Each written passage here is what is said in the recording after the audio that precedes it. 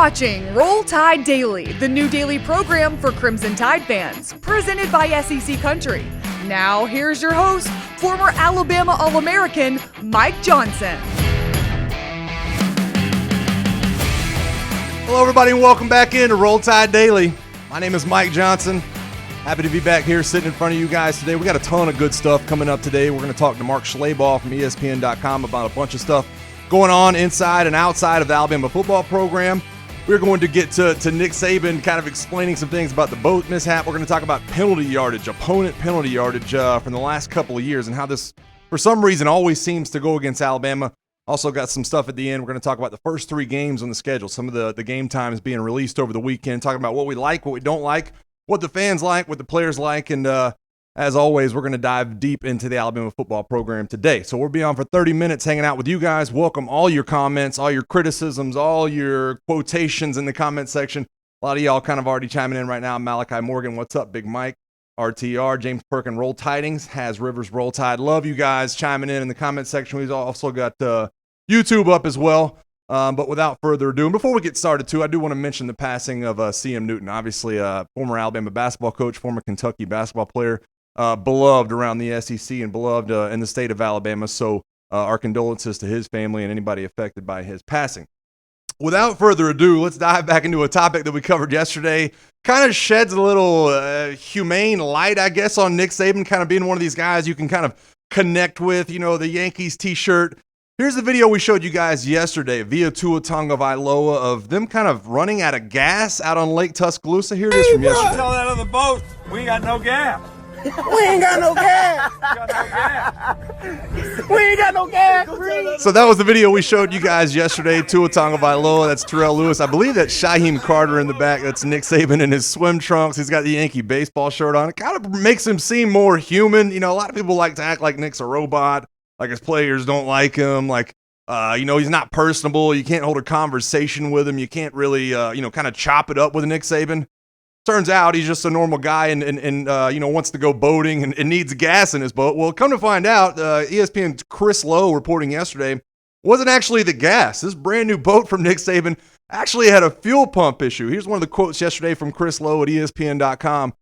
This is Nick Saban talking, brand spanking new, talking about the boat, right? Talking about the fuel pump. And it's the first time I'd been out on it. So when it stalled, I'm thinking, oh my gosh, I bought a new boat and they didn't put gas in it. My heart sunk for a minute because I had all those kids out there. We had fun, but I sure heard about it. Now, I think what's funny about this too is if anybody has ever owned a boat, you know, the BOAT busts out another 1,000. You always got your issues, right? I own a boat over here in the city of Atlanta. I've broken down quite a few times. I've broken down with people on board, so I think it's funny to kind of hear Nick Saban kind of be a human for once, right? Kind of be one of these guys that it's not about paying attention to the details. It's about kind of having a fuel pump issue, which, like I said, we can all kind of relate to, especially when it comes to boats, kind of, you know, having the issue out in the middle of the lake. You never want to do it while you're entertaining people, especially when you're Nick Saban entertaining some of your players, Tuatong Vailoa, Terrell Lewis, and a bunch of the leadership. So I know a bunch of you guys in the comment section can kind of relate to Nick Saban in that aspect. It's always one of those things, right, with the boat. I mean, a brand new boat. This is Nick Saban. I'm sitting here going, how could this guy that's all about the details not have gas in his boat? And come to find out, it makes a lot more sense when you know Nick Saban and when you talk about the things, you know, detail-oriented and how, you know, he's got everything kind of on a checklist that, you know, something just happens with a fuel pump. It's something we've all been through, and Doug Cooper kind of chiming in and says, truth. Judy Grant giving the last one of Mojo's. Justin Del Marco saying we can all relate to a fuel pump going out. There's no doubt about that. I've had that issue on my own boat before, and I've been stuck and tried to paddle mine to shore out there. So appreciate you guys weighing in. Wanted to update you on one of those topics from yesterday. Nick Saban kind of going back on one of the stories that was kind of nationally renowned and, you know, making sure the truth is being told. On to topic number 2 now, and this is something that I know you guys are passionate about. I'm passionate about. Our buddy over here at SEC Country, Chris Walsh, comes out with an article yesterday, and he's talking about how Nick Saban's Alabama Crimson Tide football team, the penalties that they had called on them last year, kind of returned to normal, right? There was a little bit of spike in the last couple of years. You have a young quarterback. You have a team that plays 15 games. You have wide receivers under Lane Kiffin that you're throwing the ball more often, so you get a spike in penalties. Kind of returned back to normal last year when you talk about the penalties that were called on Alabama. The one thing that continues to kind of stick out, though, in this kind of narrative about the Alabama football team, about the referees, about the penalties, is that the opponent's penalties aren't going anywhere. Alabama routinely at the bottom of the list in terms of opponent's penalty yardage. There you kind of see it lined up next to each other, what it's been the last 4 years. And this is not just the last 4 years. Chris Walsh does a great job in his column on SECcountry.com of kind of diving into these statistics, kind of telling you what's normal, what's not normal. There you see the spike from 2015, 2016. Bama, 89 penalties in 2015, 86 in 2016. Like I said, a lot of those false starts. I believe 27 of those were false starts. When you talk about Jalen Hurts being a true freshman quarterback in 2016, those things are going to happen. These are the rankings, though. When you talk about opponent penalty yards per game, in the last 4 years, the Alabama Crimson Tide, whoever they faced off against, don't get these rankings kind of skewed, right? This means that Alabama, of almost all the teams in the SEC for the last 4 or 5 years, have had opponents that have had the least amount of penalty yards called against them. And I think that Chris Walsh does a great job of bringing that to kind of light, because I think that's a sore subject when you talk to a lot of Alabama fans, when you talk to opponents fans. Everybody wants to point. It's how many times have you guys heard this too? And you can weigh in the comment section. Boy, Nick Saban pays the referees. The SEC is biased towards Nick Saban. ESPN wants Nick Saban to win. ESPN wants Alabama to win, so the referees are paid off, right? The referees are going to do all these things. It's just not true. And I'm tired of hearing about it. I'm tired of hearing the narrative about it. The problem is that Alabama's not getting these calls. How can you sit here and tell me, this is what drives me crazy about this. How can you sit here and tell me that without a doubt, the best athletes, the fastest athletes, the quickest athletes, the best recruits in college football over the last 4, 5, 6, 7, 8 years are not forcing penalties on the opposing football team? The opposing football team's not being called for anything. I know you guys will continue to be weighed in, but there it is, 2017, 130 out of 130 teams. The year before, there's 2 less Division I teams, but still last place, dead last. 2015 was a little bit different. There was a spike in both Alabama's penalties and the opposing penalties. But 2014, there you see kind of goes back to the mean, 127th out of 28 teams, opponent penalty yards per game. And I know you guys, like I said, y'all probably hear the same things I do. When you dive into what's been going on, when you dive into really hearing from, say, Georgia fans, say, Auburn fans in years past, anybody that's played in that title game, really any fan base that you want to talk about, continues to dive into what's been going on with the penalties in Alabama and how, Bama's got Nick Saban on the side. They're going to give him an extra yard because of Nick Saban there. The referees don't want any part of that. You guys are jumping into this comment section and always letting yourselves be known. Nick Saban's right-hand man just retired now. Joe Pendry retiring. Haven't heard that news, but appreciate you guys kind of bringing that up. Victoria Lynn Burdnick says, look at those stats. I mean, that's what's mind-boggling to me about it. And I think Chris Walsh does a great job. I've talked to Ryan Fowler. I've talked to other former players about this kind of issue, and you kind of wonder how this could happen, right? How could this possibly be the case? Well, first of all, Bama doesn't throw the ball as much as some other teams, so you're not going to see kind of some of the penalty yardage as far as pass interference goes. Other times, they don't speed rush the edge. You're not going to get the holding calls against the tackles kind of coming up, kind of being held around the collar and some of those things that you see up front. So you're not going to see some of those penalty yardage, and I think that whenever you talk about those statistics, you got to kind of weigh that in. But still, last place nationally in terms of opponent penalty yards per game when you talk about the last 5, 6, 7 years. So without further ado, I want to bring in a good buddy of mine, Mark Schleybaugh, and maybe he can join us on this conversation. But Mark, how you doing today, buddy? Good. How you doing? I'm doing good, man. Before I get to the topic at hand, I got to ask you about something. I was talking to William Vallejos, a good buddy of mine, obviously I played with at Alabama, and he said that you once joked on him that in Pasadena you could not see him because he was so short he got hid behind Bevo, the Longhorn from the Texas football team. Is that true? Oh, yeah. I think he wanted to kill me for a couple of years. I think it was right when Twitter came out, and I tweeted, Bevo just entered the field. I can no longer see William Vallejos. And I think he went to Barrett Jones. He said, man, what the hell's Schleybaugh's deal? And we've become good buddies. He's a big duck hunting fan, so he's my kind of guy. Yeah, no, he's definitely one of those big duck hunting fans. And I want to kind of bring you into on a topic we crossed over a little bit earlier. It's the whole Nick Saban boat debacle, kind of running out of gas. Then talking to your buddy Chris Lowe yesterday, kind of says he had a fuel pump issue. Kind of from a national perspective, my take on this has been, this is a more, kind of humane side of Nick Saban. This is a funner version that probably a lot of people haven't gotten to see before, right? I mean, how many times have you gotten to kind of see this version of Nick Saban being on kind of the media side of things, or is this a kind of a first-time thing for you seeing Nick Saban in swim trunks wearing a Yankee shirt? I've seen him up in Lake Burton, every summer. I mean, he likes to get out. He likes to be on the lake. He likes to play golf. He's bought a couple golf courses here in the last couple of years, or has some interest in some golf courses. So he's got things other than football. You know, I tell people all the time, you know, when you can get Nick one-on-one in his office for 20 or 30 minutes, and I get over there maybe 2 or 3 times a year to do it. He's fantastic. But, you know, he's a CEO. His way's better than anybody else, and you know, that message is going to be pretty clear when the business is at hand. But, you know, he cuts up a little bit off the field. I think the amazing thing to people across the country is that the guy who seems to have every detail taken care of, you know, seemingly ran out of gas. Now we know it was a fuel pump, but it's amazing that Nick Saban could get stranded on a lake. Yeah, I think it's a great point too, and I think one of the reasons you know he gets kind of that shtick, I guess, from some of the media members and some of the people that see him from around the country. A good example of that was this past week at the kind of SEC spring meetings down in Destin, where he goes on his rant about the new grad transfer rule. I mean, what do you make of this? Nick Saban kind of wonders aloud if this is going to be the best thing for college football. I, as a former player, said, you know what? If you've graduated school and you want to head somewhere else, then more power to you. I mean, do you really think this is as big a deal as people have been making it out to be, or do you kind of fall on Nick Saban with this and say, I don't know if this is best for the game? I fall on Saban's side. I'm 6 years old, so I'm getting close to 50, and I'm probably old and outdated and everything else. But I think a classic example is what happened to Stanford's basketball team last year. They had a kid, their leading scorer, best player, 6'10" kid. He's averaging about 20 and 10. You know, he pulls out of the draft and decides he's transferring. He goes to Kentucky. And I think if you allow grad transfers to transfer within the SEC, I think Saban, and he alluded to it, he could sit there every spring and say, all right, who graduated on Vanderbilt's team? Who graduated on Kentucky's team? Who graduated from Mississippi State? You know, can he play for us? Can he help us this next year? They can just start plucking kids left and right.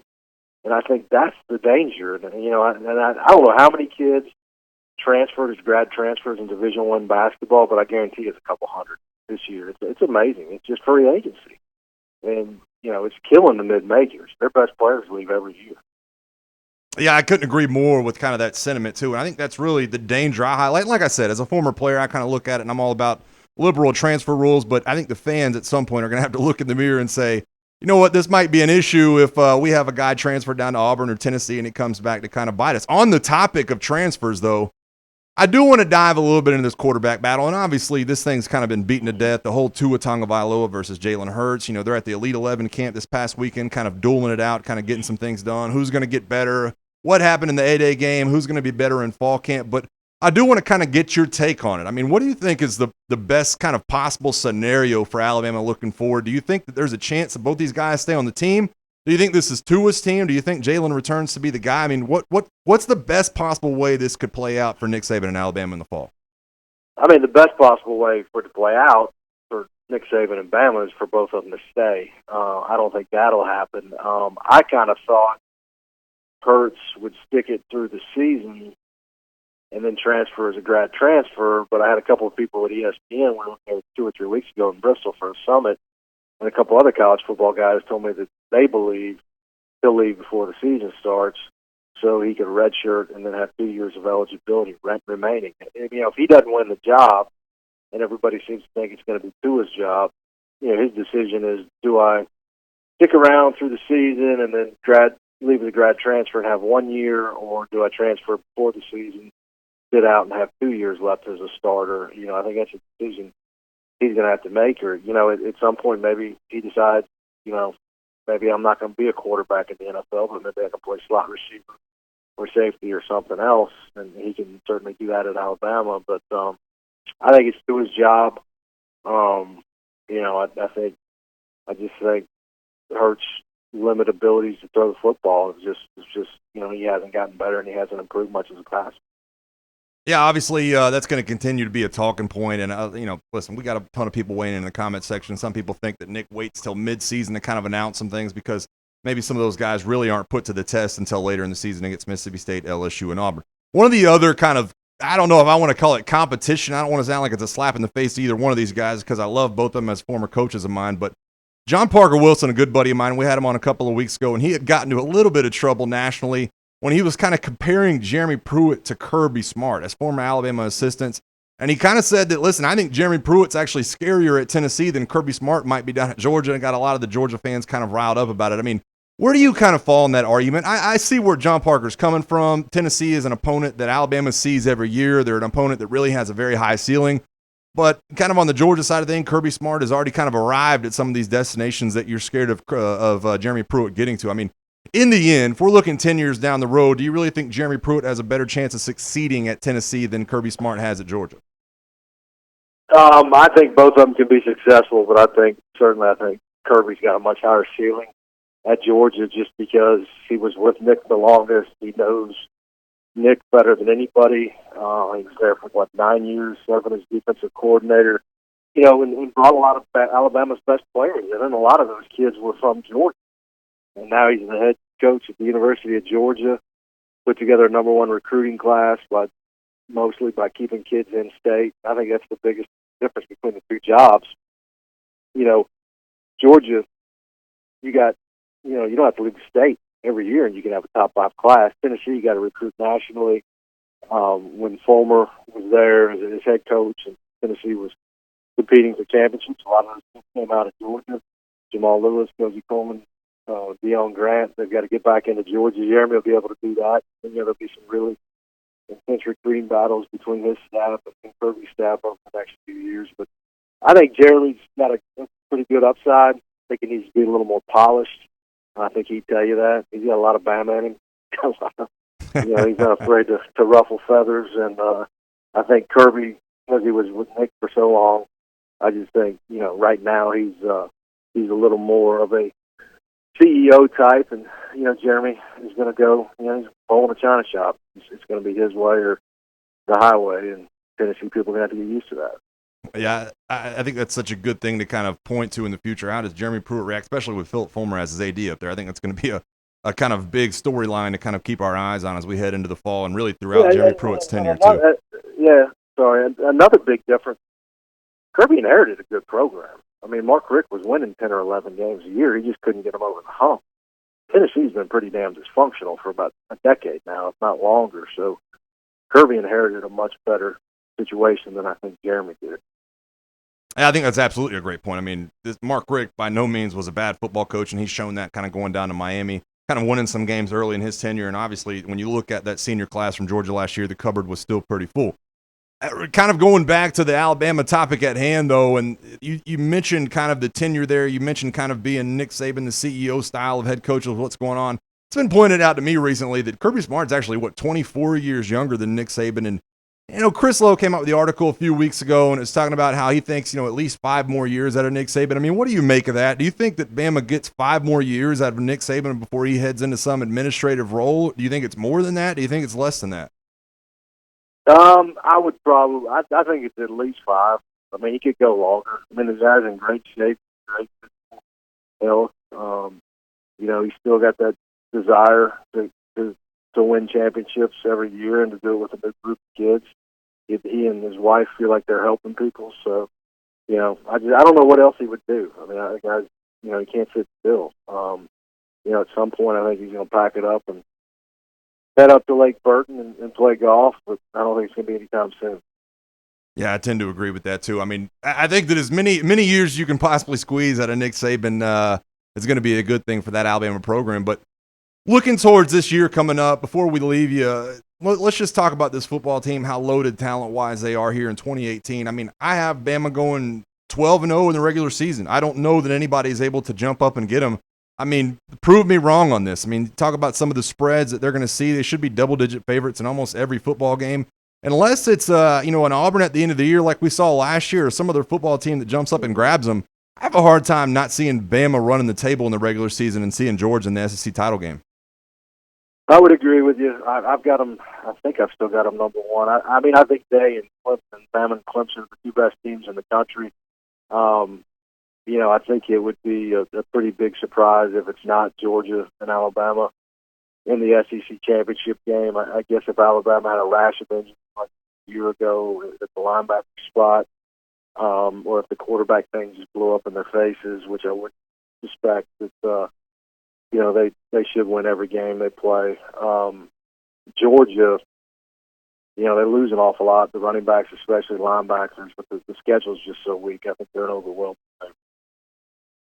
All right, buddy. Well, I appreciate you joining us. I look forward to maybe talking to you again soon here on Roll Tide Daily, but you have a good day.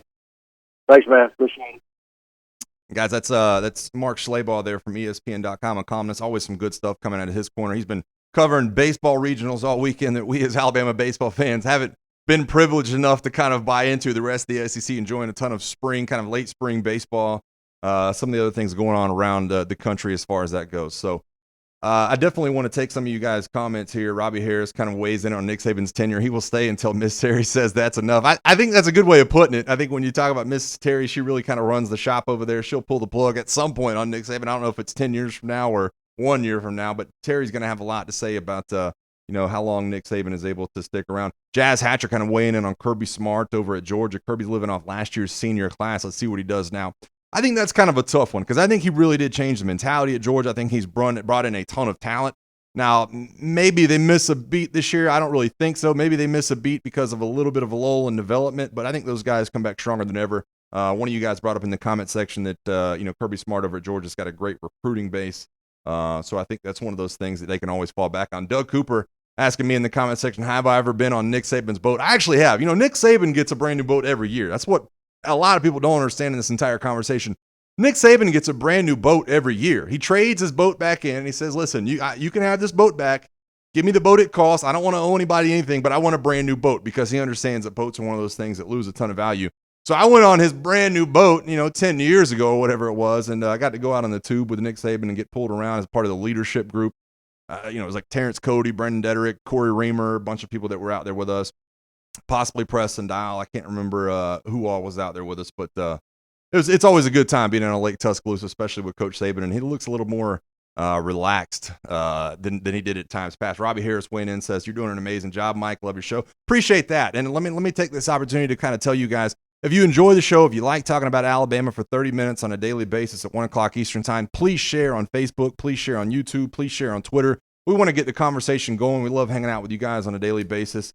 Malachi Morgan saying, good grief, it must be good to be Nick Saban. It is good to be Nick Saban. I don't think it's a shock to anybody. Nick Saban's kind of running things right now, and he's one of those guys that it's always going to be able to buy new stuff.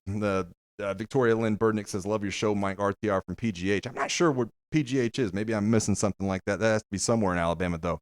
All right, for the last topic of the day, before we get into the kind of the video of the day, I wanted to make sure we kind of shed some light on the first 3 weeks of the season. Over the weekend, you got released to some of these game times being put out there, when they're going to play Louisville, when they're going to play Arkansas State, when they're going to play Ole Miss. You wonder about the schedule and how it's going to open up, but here's how this kind of goes right here. And a lot of you guys will be in Central Time. These here listed are Eastern Time. September 1st against Louisville. This was released about a week plus ago for the Louisville game. 8 o'clock Eastern Time, 7 Central there on ABC. I think we're all going to enjoy a primetime game. Probably not most of y'all going to get the opportunity to go down to Orlando, but I think this is going to be one of those things that's always nice to turn on ABC for a primetime game and catch that game. Arkansas State, they're 2:30 Central Time, opening up in Bryant-Denny Stadium for the home opener. I think that's going to be a kind of maybe a little bit of a heater for me. I might have to wear one of the the sleeveless shirt kind of things going on like a lot of people do. It's going to be hot there in Bryant-Denny Stadium, but here's the game that kind of scares me, and I want to talk about this one a little bit because of what matchup this kind of brings. Week 3, September 15th, at Ole Miss in Oxford, Mississippi. That's going to be a 7 p.m. Eastern Time. That's going to be 6 p.m. Central Time. I got to tell you guys, when I first saw this schedule, I'm glad this isn't a day game. I think this could be an extremely tough task. Now, I know everybody points to Bobby Petrino and Louisville and what all their passing attack can do. He's one of those, guys that's basketball on turf. He's going to throw the ball all around. He's been doing it for some time at Louisville. He's done it for a ton of time throughout his coaching tenure. So that's worrisome for some people. But I got to tell you, for me, it's the Ole Miss game. When you look at those three, obviously it's not Arkansas State. I think Ole Miss is the one that really potentially could jump up and bite you. We're talking about a secondary that is completely brand new, right? We're talking about Shaheem Carter, Deontay Thompson, you name them. Everybody's getting replaced from last year. The top 6 DBs that Alabama had on last year's football team are all gone. They're all headed off the NFL, and they're replacing all of them. So why does Ole Miss kind of scare me? Well, we brought out these Athlon rankings earlier a couple weeks ago. Ole Miss has the number 1 wide receiver corps. They've got Jordan Tuamu returning as the quarterback for this football team. Now, what will their defense be? I'm not sure. The front seven should be pretty good. I don't know what they have going on in the secondary. Will their running game be very good? I'm not sure. The offensive line should be pretty good in pass protection. They have been for the last couple of years. But when you look at the wide receiver core and you look at this passing scheme and you look really at Ole Miss, it just seems to have a horseshoe stuck somewhere on their body that I don't want to talk about the last couple of years against Alabama. I think this becomes a scary opponent. I really think Alabama has to look ahead to what Ole Miss is doing passing scheme-wise. They have to get these DBs developed early in camp. I think the Louisville game is a great test for being a kind of a Saturday night primetime game. But I'm just telling you guys, that first road test being down there in Oxford, Mississippi against Ole Miss could be an extremely tough one. Victoria Lynn Burdick says it's Pittsburgh, PA, Mike. Now, I did not know that, so I'm glad you guys are watching up in Pittsburgh. Obviously, that is a not known as being a Bama part of the country, but glad you guys are being able to watch. James Perkins says it's ironic the game's being played in Orlando, home of the pretend national champions. I don't even like talking about UCF. I really don't even like talking about it. I think that's what they want, and that's why we don't ever bring them up on the show, because to me, it's not even worth talking about. Love you guys that are commenting in the comment section. I mean, I think one of the topics for me, too, about players is in terms of starting times for games. You talk about nighttime games, primetime games, ABC games. What do you guys prefer? Do you like being at nighttime? I think as a player, I kind of preferred being on CBS. I think it's one of those things where it's kind of a midday game. It can be nighttime at the end. You can also still see your family afterwards. I know a ton of people are driving home from the school, from the stadium in the state of Alabama, trying to get home. So that's one of those things that I think a lot of people are going to be paying attention to as these times continue to come out throughout this season of what the start time will be. I think for me, it's always been the 2:30 Central games that are always a good time to play. But, again, I'm not one of those guys sitting in the stands. I would think that you guys probably have a bunch of differing opinions. Samuel Weaver won't Roll Tide from Valdosta, Georgia. Thank you for watching. You're just down the road. We're in Atlanta. Why don't you guys comment in and just giving it a Roll Tides? Brian Canterbury says 66-3 repeat. Well, I'd love that. I mean, I really would. I don't know if we're going to see it. I think they're going to score probably a touchdown or two, but I think I'd love to see a repeat of last year's game, obviously. Malachi Morgan, as a TV viewer, night games always seem more exciting, and I agree with that, especially when you're at a place like Baton Rouge or, Jordan-Hare Stadium or obviously Bryant-Denny. I think that's always a good time. Terrence Brandon says CBS with Gary is a no. Boy, that's rough right there. And, obviously the news coming out yesterday, CBS is getting a new sideline reporter, so that'll be interesting to kind of to follow as this season goes on. So without further ado, you guys know I like to leave you with a video, and this one I'm really excited about, man, because as always, Scott Cochran is coming delivering the thunder, and I'm getting hyped up, and it's not just a picture of sit-ups or them counting out or decruiting people. This is an Alabama football release of a kind of summer workout hype video. This gives you a little inside peek of what these Alabama football players are going through right now after 1 week being inside the program. Take a look at what Alabama football put out yesterday on their Twitter account.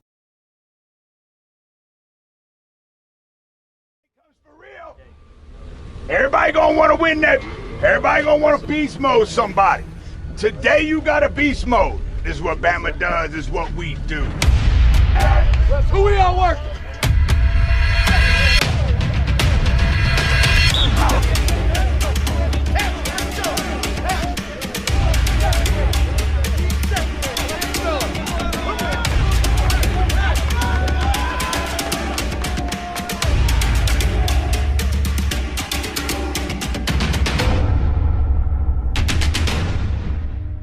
Boy, you got to love right there. I mean, that makes me so fired up. And I've been part of those workouts. They're not very fun when you're doing them, but listen to Scott Cochran kind of bring those people in saying, that's what we do at Alabama. We outwork everybody.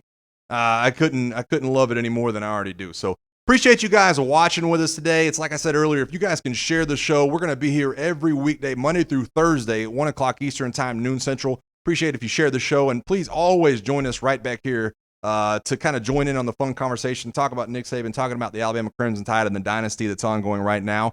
If you are a fan of SEC Country Live, I will be back on this afternoon with Hannah Chalker and Brandon Walker. We'll be on at 3 p.m. Eastern time on the SEC Country Facebook page. But until then, make sure you guys have a good day and roll tide.